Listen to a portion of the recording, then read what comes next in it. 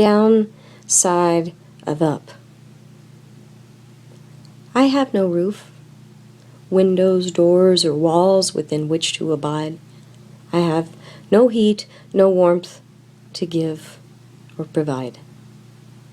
A body so young can feel so old when one has to sleep outside in the cold. You might think living like this is a choice. You might try it yourself before you put that notion to voice.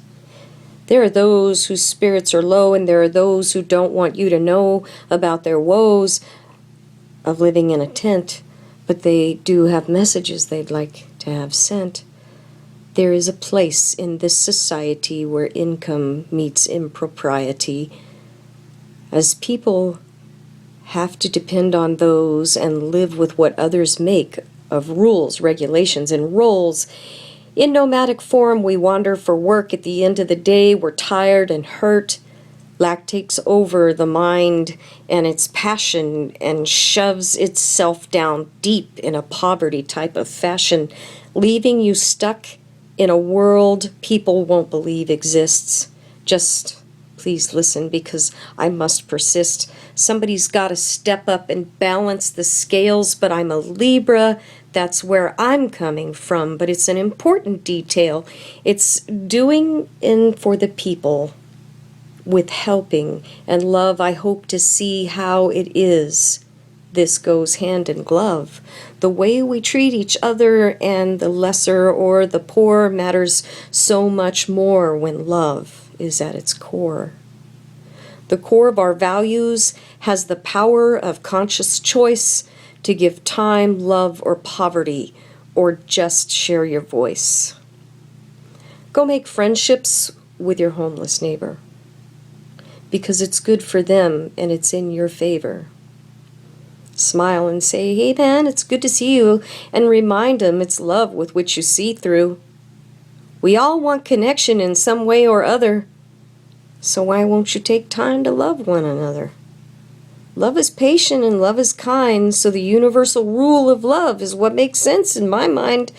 It shapes and changes things a little at a time. When you give of your bounty or make up some rhyme, I know it's not everybody's thing to physically go and do and love, but know that you can bring money or goods or your talents or your gifts. You never knew something so small could make the world shift. Remember those who struggle to keep life on track with only piles of tarps and the clothes on their back. A forgotten humanity that needs more attention. Sometimes our needs are above our own comprehension. We're tired and angry and cold and wet. Some stood for our country and they have the status of vet. Why is that, I ask? I can't fathom war to begin with that causes such a chasm, and the face of humanity is made to resemble a lost soul in a heap piled high in a shamble.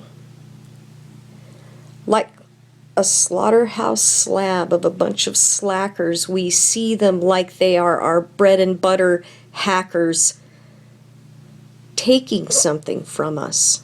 But what we don't know, the homeless are just a bunch of crazies to which you say no. I have news for you. Most would not choose to be this way, as we as a society inadvertently cause institutionalized prey, locking up our young and solitary when what they need is those who stand with them in solidarity, while guiding them to healing. By their side we stay until maturity catches up.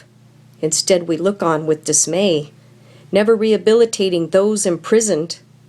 We think just locking them up with bare minimums and schisms will somehow magically teach the right way to live, pay bills, and show how to behave while spending time in confinement for 23 hours a day on a playing field that was never level or intended for the lessons in life that seem to leave others offended. I don't know about you, I truly don't, but I cannot see it and shake my head in doubt.